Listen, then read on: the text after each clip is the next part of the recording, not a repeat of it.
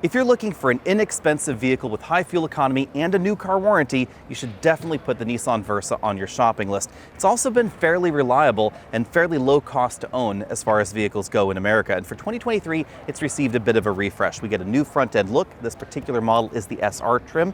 So we have reflector LED headlights, still incandescent turn signals, but some cool accent strips there. And I've always had a soft place in my heart for the Versa because it's just honest, inexpensive, efficient transportation. And it's a lot bigger than you might think for being the least expensive vehicle in North America. Before destination, it's under $16,000. After destination, it's really going to be right around $16,000, and you might even get the occasional deal on the Nissan dealer lot. This is a small sedan, so no 5-door or anything like that. If you want an inexpensive 5-door, there is, of course, the Nissan Kicks, which is sort of like the upright hatchback Versa, I guess you could say. But the Versa's always had interesting dimensions. Big back seat relative to vehicles in the category, so definitely a bigger back seat than we found in the Accent or in the Rio. If you're a fan of sedan-like driving dynamics, take a look at the Versa and know that you don't have to give up when it comes to the trunk space. This has a cargo area that's about as big as a Camry, which has always been kind of a surprising thing about the Versa.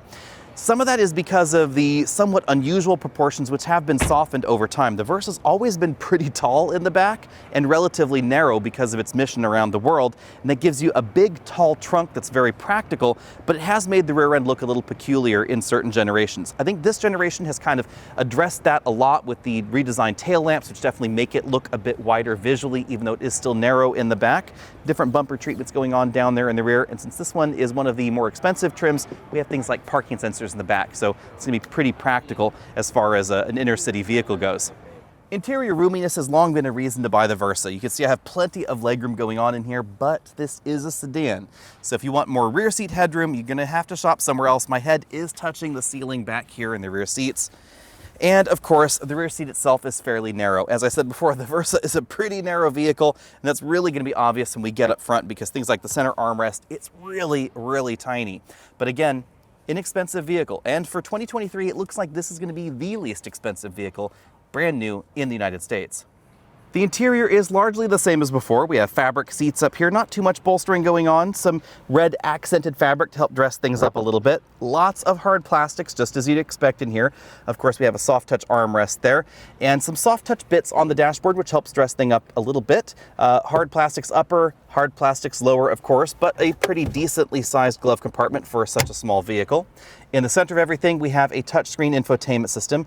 I love the fact that we get a little bit of extra screen love in here than you might expect in the least expensive vehicle in America. Moving down from there, we have the single zone automatic climate control, heated front seats, USB inputs, a regular console shifter there, and here you can see how narrow the vehicle is with this truly tiny armrest between the front seats. Also 2 big cup holders there.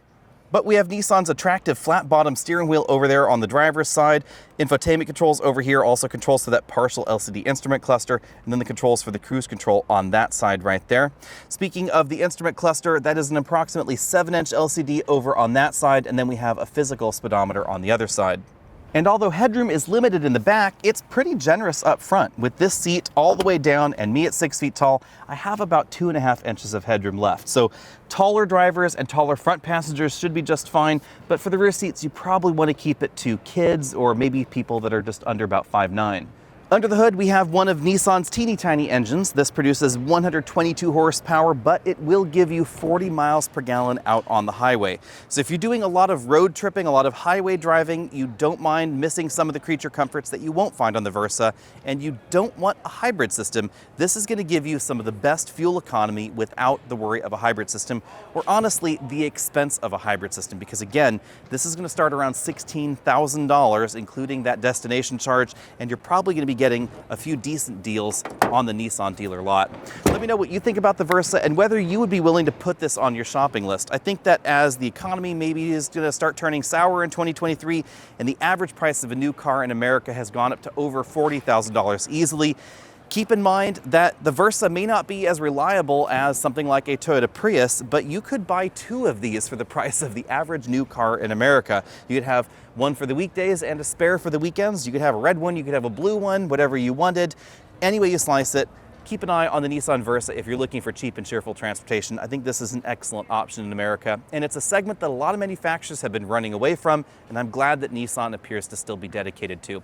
Let me know about that. Hit the subscribe button. Find us over at Twitter, Facebook, Instagram, blah, blah, all of that. And of course, check out the related footage from the LA Auto Show for 2022. And if you're in Southern California, stop by if you want to see the new Nissan Versa.